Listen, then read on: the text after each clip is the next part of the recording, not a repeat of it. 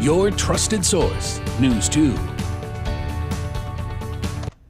Just now breaking into the studio, Nebraska Department of Transportation announcing a crash involving a semi-truck sparked a fire on Interstate 80 near exit 291 by Shelton Sunday afternoon. According to Nebraska 511, westbound traffic between mile marker 292 and the Shelton link is closed to all except emergency vehicles. Drivers are being urged to avoid the area and expect delays. Of course, stay connected as KSNB Local 4 will be updating you if we get any more information.